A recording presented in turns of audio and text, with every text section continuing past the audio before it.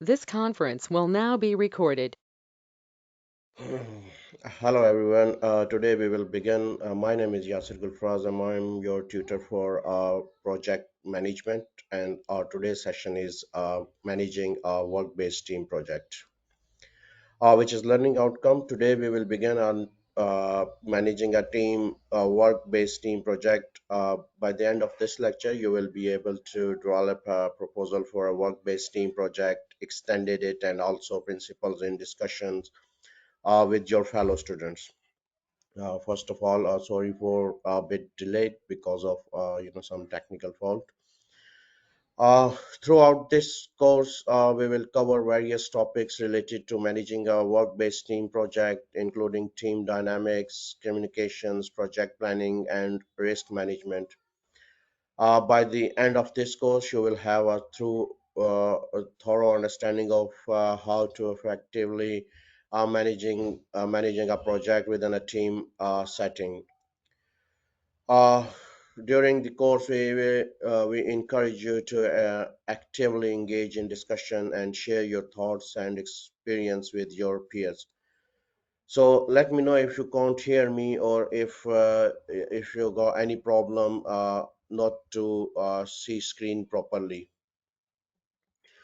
So first of all, objective of the course are strategic, financial, organizational, personal development, team building. Then we will go through the scope, ways of monitoring the project, ways of evaluating the project, and then benefits to organizations. Identify the objectives of the project.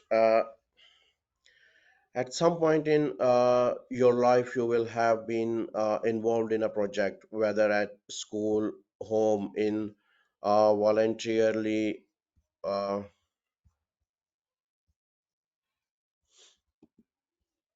school, home, or anywhere, school, home, voluntary capacity, or at work. So, what is a project and what is project management? We will go through the definition. So, the first of all, identify the project objectives of project.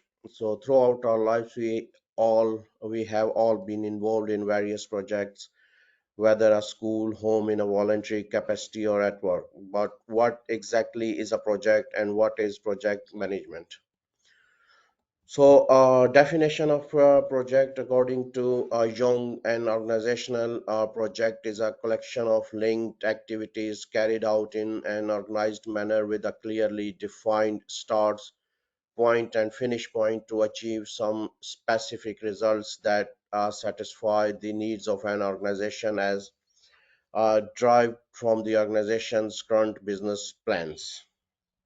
Uh, Project management, also known as program management, is the coordination of resources to ensure the achievement of a project. This includes the planning and allocation of financial, material, and human resources, and the organization of the work needed to complete a project.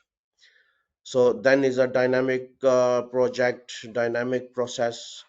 Dynamic process project is a dynamic process that utilizes the appropriate resources in a controlled and structured manner to achieve some clearly defined objective identified as strategic needs.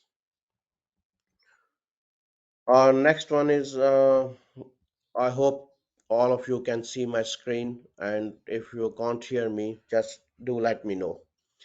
So next is project objectives. A project is just as likely to fail as to succeed, and one of the key resources in the lack of the right reasons of carrying it out in the first place.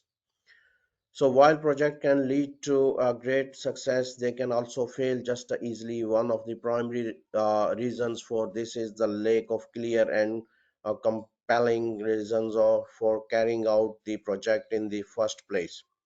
So according to Turner, the purpose of organizational project should be to drive beneficial change or performance improvement where the benefits of the project outweigh the costs. And types of project, uh, there are different types of projects, each with its own set of reasons for being carried out. These can range from a process or procedural improvement to a change management initiative, from a service innovation to new product development, from solving a problem to adding value. Uh, Next one is what makes a successful project. So Albrecht and Thomas identified 10 key requirements of a successful projects. These including in order of priority, clearly defined objectives, good planning and control methods, good quality, good quality, good quality,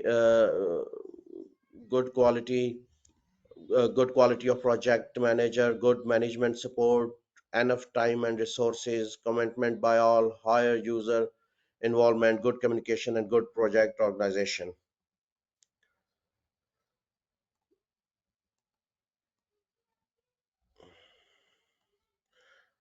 Next one is objectives. Objectives state what the project aims to achieve. They provide direction and motivation and make detailed planning of priorities possible. So the most important things to bear in mind is that sorry, they should meet SMART criteria by being specific, measurable, achievable, realistic, time related. So, for example, if your project was concerned with developing a new system for transporting goods from the factory to supermarkets across the country, an appropriate objective might be to cut delivery cost by 15% by the end of this financial years.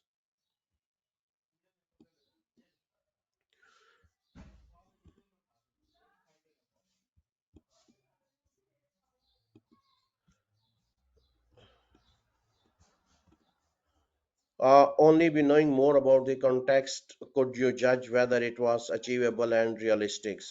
So next one is how to cost a project. Costing a project is an essential aspect of project management, and it involves the following aspects. Identify the main cost objectives. The first step is to identify the main activities of the project. For instance, if the project involves closing down one site and opening another, you will need to identify three main cost objectives, which include cost associated with the closing the site, cost associated with the move, and costs associated with establish the new site.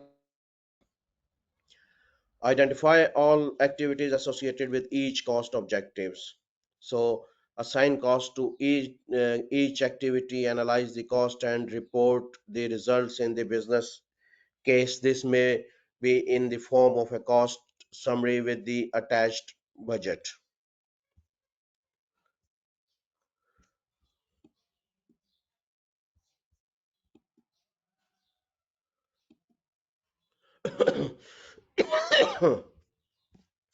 So next one is uh, uh, next is analyze the cost and reports. Financial analyze the uh, analyze the cost and report the result in the business cost. So this may be in the form of cost summary with attached budget. So next one is financial implications of very important part of the project. Financial project management, it is important to assess the financial implication of a project. There are several techniques that can be used to evaluate these implications, including a payback rate of uh, return and net present value. Uh, so let's start with rate of return. This method involves in divided the annual uh, profit by the implementations cost and multiplying by 100 to give percentage. For example, if a project costs £2,000 and generate as an annual profit of £500, the rate of return would be 25%, as you can see on the screen as well here. So the project with the highest rate of return would be chosen in this method. So another method is payback, so which calculates how long it will take a project to pay back the initial capital invested in it. So for example, if a company plans to spend £2,000 for a new pieces of equipment that will generate profit of £500 a year, so the payback period would be 4 years. However, this method does not take into account any profit that arises after the project costs have been met. So just bear in remember, net present value.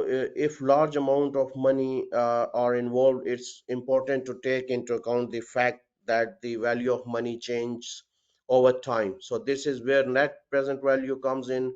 It involves converting the future earnings of a project to their present value. For example, if a project is expected to bring in an annual profit of £50,000 in 5 years, so this £50,000 will be worth less in today's term.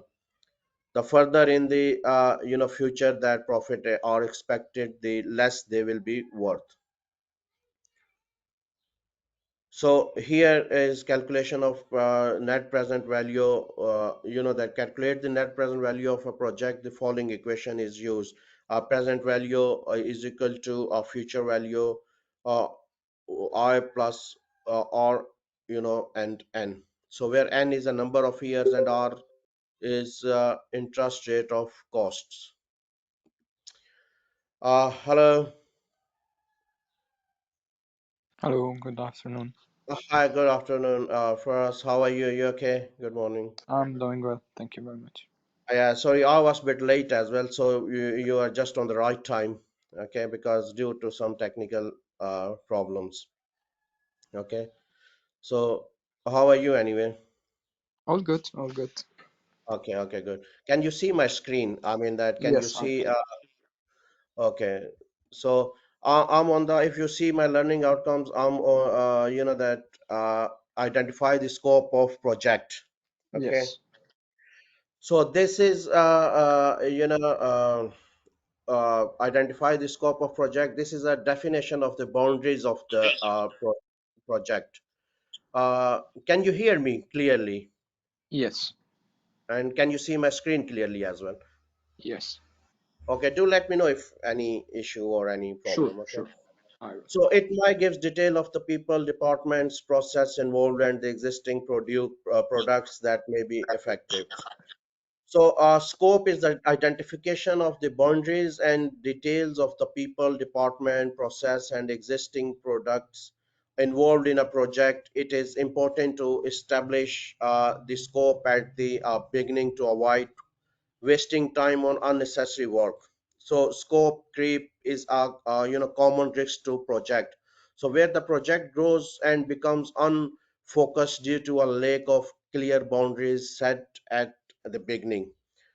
So, example of a scope creep is when a report on the comparative cost of employing, cleanliness did not take into account the inaccurate floor areas due to the company not, renewing the lease on the top two floors of the building next year. Project specifications. Have you got any idea about project specification, or hopefully you know about project definitions or things like that? Yeah, definitely. I work actually in proposal management. Oh, So, good, good. part of our proposal preparation works, we have to go through all the project specifications and then So you work in the develop UK? our. No, I work in Dubai, in UAE. Oh, you work in Dubai. Oh, okay, good, Yeah. good. So, in the strategic, I just rephrasing in my own words, but just will discuss all project specifications. Structure of managing projects. The first step is to understand and determine the project purpose. So this is where a project specification comes into play. Project specification is an initial planning framework and documentations for the project that can be used to sell the business case to the organization. Only after this stage has been reached, more detailed planning can take place. So there are several key elements that should be included in a project specification, such as the project vision, aim and objectives, project deliverables and measures that will be used to check they have been achieved, basic works, time and cost, parameters, including milestones, project organizations, who involves and what they're doing. So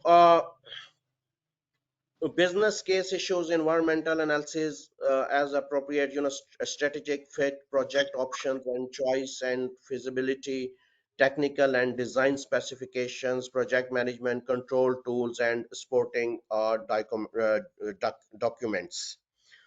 So i- if I sum up in my own words, all by all, including all of these elements in the project specifications, it ensures that the project has a clear direction and focus from the start, and everyone involved knows that is expected of them. It also helps to prevent scope creep and ensures that the project remains on track to deliver the desired outcomes within the agreed parameters of time, cost, and quality. Sorry about. Here, next is time scale. Can you see my screen? Page 15. Yes, I can. Okay. This will usually the finish date for the project and any significant milestones on the way. So project management, it is very important to have a clear idea of when the project will be finished and when milestones will be achieved along the way. So this is typically done through creating a project schedule that outlines the expected timelines for completing each stage of the project. Tools like PER diagrams or Gantt charts can help to summarize the schedule and identify key dates or milestones. In addition to schedule, it is important to have a strategy for achieving the project objectives. This strategy should outline any specific techniques or recognized standards that will be used to complete the project. By having a clear strategy in place, everyone involved in the project will have a better understanding of how the project will execute it and what is expected of them. Uh, Next is smart outcome of renovation of Village Hall. By April 2019, the hall is ready to use and has been renovated in line with the building work specifications documents. Uh, by December 2019, 15 activities and services are available to satisfy the expectations of new and current user. By July 2010, 300 young, old, and disabled people have access to better leisure and support services. By September 2010, the new hall is consuming 10% less energy and producing 15% less waste than the old hall. By December 2010, 80% of available booking time is being utilized. So, scope, time, cost, and quality. Scope outline the boundaries of the project and the activities that will undertaken. In the case of the village hall renovation, the scope include the building work specification, documents, and the expectations of new current user. Okay. So you understand, you got it. For there are in scope there are three things are involved. Then is time. Time related objectives define the deadline for completing the project's milestones. Yeah. Then is cost objective define the budget allocated to the project and the cost associated with each activity. Then is last one is quality. Quality objectives ensures that the project meets the expected standards and deliverables. In the village hall renovations project, the quality objectives include, let's say, renovation the hall in line with the building works specification documents and providing better leisure and sports services to users. Any questions so far for? No, it is clear. Okay. Next one is purpose, ways of monitoring and evaluating the projects.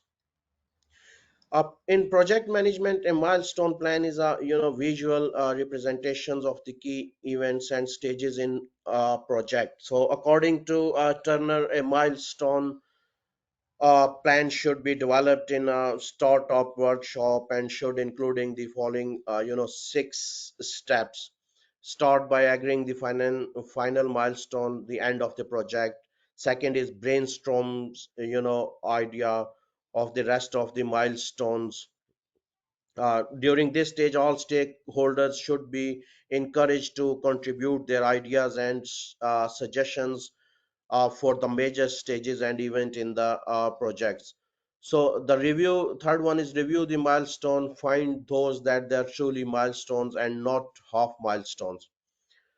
Then the number four, write the milestones on post-it notes and place them against the areas of work. This is a useful technique for visualizing the plan and ensuring that all milestones are including in the correct sequence. Then draw logic dependencies and then make a final drawing of the plan, which is a final stage of the process where the milestone plan is finalized and communicated to all stakeholders. So the basically plan should be reviewed regularly and updated as necessary throughout the project. Next one is monitoring and evaluation. Project evaluation and review is very important part of the monitoring and control phase where the overall progress of the project is evaluated. So in this phase, the project manager and a stakeholder comes together to review key reports and make recommendations for future actions. So this could include serious decisions and project or addressing issues with the external customer or team dynamics. Monitoring and controlling is the responsibility of the project management, who must keep a close eye on cost, schedule, and quality. So it's not necessary to be an expert on every process involved in the project. So the project manager must have enough knowledge to recognize when things are going wrong. It is important to take corrective action when necessary, but also to know what when to let the team work through problems on their own. So regular monitoring and control helps keep the project on track, avoids scope creep, and ensures that the project is delivered on time within budget and meet the desired quality standards. So here is a activity, choose example of a small project that you have been involved in. What happened at the various stages: project startup, planning and organization, implementations with monitoring, completion and evaluation.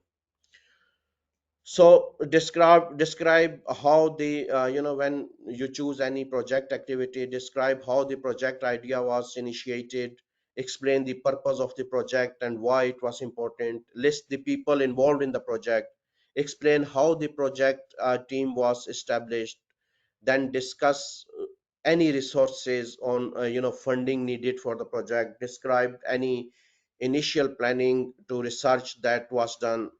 Then planning and organization, describe the goals uh, and objectives of the project, explain how the project was broken down, list the specific activities. Then implementation and monitoring, where you can describe how the project was implemented, how the project team was managed during implementations, uh, describe any issues challenging the arose during implementation, describe how uh, pro, uh, progress was monitoring and tracked. So completion and evaluation, describe how the project was completed, team transition to the final stage of project, list any outcomes or deliverable achieved, any issues or challenges that arose during completion, describe how the project was evaluated. Yeah, that's it.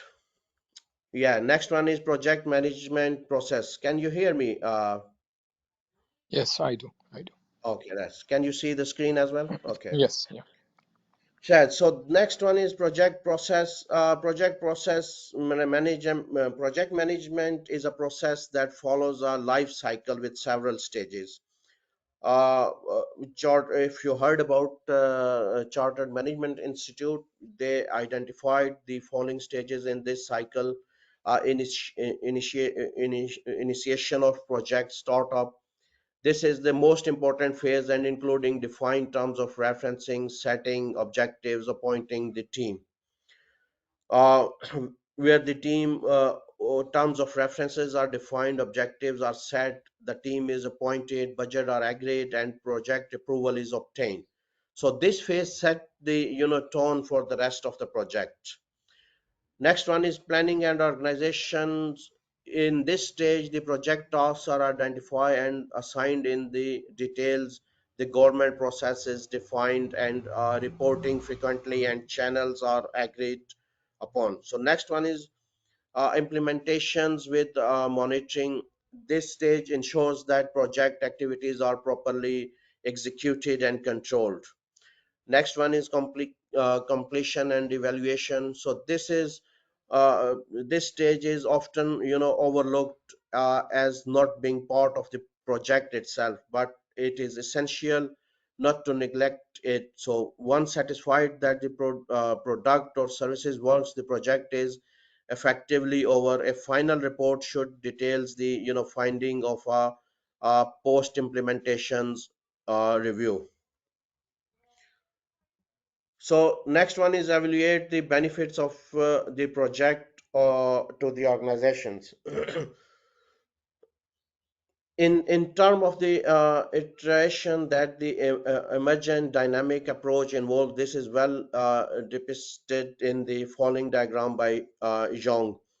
So conceptions and definitions, which is first phase, of the project. This is where the project idea is conceived and its feasibility is assessed. See, objectives and goals of the projects are identified along with the resources required, constraints, and every potential risk. So it is important to have a clear understanding of the scope of the project before proceeding to the next phase. Phase two is planning and execution, planning and execution or scheduling. So this is where the project plan is created and the project team is identified. So then is a phase three, which is executing the project work and review and evaluate is basically this is a final phase, is a review and evaluate, where the project is monitored and evaluated to ensure that is project is on track and meeting its objectives. Next one is project control system. Can you hear me? I do. Okay, okay. So I have to ask every time because No worries, no worries. sometimes there are some technical issues comes up. Okay, so If there's something, I'll let you know for sure. yeah, no worries. So next one is project control. Project control system, like has certain key features, essential components of project management. It involves monitoring, controlling uh, all phases of a project from initial planning to completion. So here are some key features of a project control system. Holistic, you should monitor and control all aspects of your project, not just certain phases. So then is ongoing, actual it's ongoing. So monitoring and controlling should be done regularly and frequently to keep track of the project's progress and identify any issues as soon as possible. So knowledge based, you need to collect data, analyze it and use it to inform your decisions and actions. So then is communication system. Project control system should facilitate the exchange of information between team members, stakeholders and other relevant parties. Feedback and feed forward system. Feedback and feed forward system.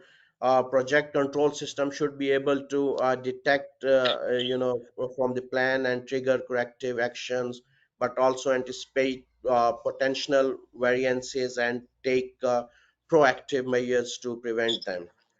Then next one is organizational system. Project control system involves assigning responsibilities to different team members who are accountable for different parts of the system. So by implementing a project control system, you can ensure that your project stays on track, meets its objectives, and delivers the desired outcomes. Areas of project controls. When it comes the project control, it is important to have a clear scope of what areas need to be covered in order to ensure the project is progressing as planned. So basically following areas should typically to cover key deliverables. It is project actually delivering what it said it would work. uh, are the project tasks being carried out to quality criteria? Is the work being carried out to the quality? Costs, are they under control? Time, is the project running to time? Then people, are the team doing what they should be doing? Are stakeholder doing their part? Then risk being managed effectively? It is very important to identify and manage project risks to ensure that they are mitigating to or resolved in a timely manner. So here he just explained that areas of control, measures of controls and methods of controls. So key deliverables, then SMARTs, objectives, project specification, that's works. Areas of control is work, and then measure of control and method of controls. Then cost, forecast at completion, cost plan, budget. Then comes to the time. uh, so milestones completed on time, milestone tracker, and then people, and then finally risk, increase level of risk and risk registered log. There are different uh, to mitigate or reduce risks, there are different stages: the registered log, assessment, and then risk tracker.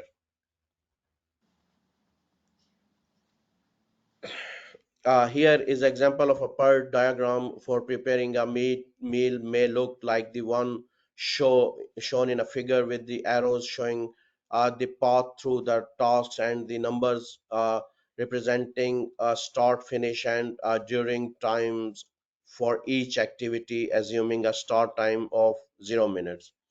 So when it comes to project planning, a useful tool is a PERT chart. This diagram helps to break down project into individual tasks and then visualize the dependencies between those tasks. So for example, let's consider the process of preparing a meal. We can break this down into individual tasks such as slitting a recipe, shopping for ingredients, prepare the ingredients, cooking meal, setting the table, eating the meal. So we can then create a PERT diagram that shows the dependencies between these tasks as well as the start, finish, and duration time for each task. Here is a case studies. What a heart surgeon could learn from a project management influencing a project, Benzo, Santander, 1, 2, 3 count. So what a heart surgeon could learn from a project manager. So this case studies, draws parallel between heart surgery and project management. So the author argues that both fields require, careful planning, effective communication, ability to adapt the, changing circumstances. uh, for example, just a heart surgeon must carefully plan each step of surgical, procedure. So project manager must carefully plan each step of a project. So both fields require effective communication to ensure that everyone involved in on the same page and tasks are completed as planned. So both heart surgery and project management requires the ability to adopt unexpected changes to setbacks. So the author suggests that the heart surgeons can benefit from adopting some of these same skills and strategies used in project management. By doing so, heart surgeons can improve patient outcomes and reduce the risk of complications. So here is influencing on project Benzo Santander 1, 2, 3 account. This case, explores the success of the, Santander 1, 2, 3 account as saving account launched by the Spanish bank, Benzo Santander, which is still existing in the UK as well. So the author argues that the success of the account can be attributed in part of effective project management and stakeholder engagement. If you go through, if you check online, you will, you can see the, Benzo Santander 1, 2, 3 accounts. So basically, the launch of the 1, 3 account involved multiple stakeholders, including product managers, marketers, legal teams, and IT teams to ensure the success of the project. So Benzo Santander used a collaborative approach that involves regular communications and coordinations between stakeholders. So this approach helped to ensure that everyone was on the same page and that the project was completed on time and within the budget. So this is a quiz and these are reference. So that's it for today. Uh, if you go, top of the slides, it says level 4, but it's level 5. It's a basic. I touch learning outcomes, so tomorrow we'll go through the next learning outcomes, which is come to the directly come to the level 7. uh, don't confuse between level 4 and 7. So this is Yeah. basically level 7 lectures. Okay, Okay, clear, clear. so any questions so far? So No, it's fine. I'll just go again through the presentation one more time. So this will be available on Moodle, right? yeah, you will get after my lecture, will come into the your, email or Moodle. So that's it. My name is Yasir Gulfraz. If you got any question, please drop me an email at tutor-management@ukversity.co.uk. So thank you very much, Thank you. Feras sir, and I'll see Yeah. you tomorrow at 11 o'clock. Okay, thanks Okay, very great. much. Thank you very much. Thank you. Have a nice day.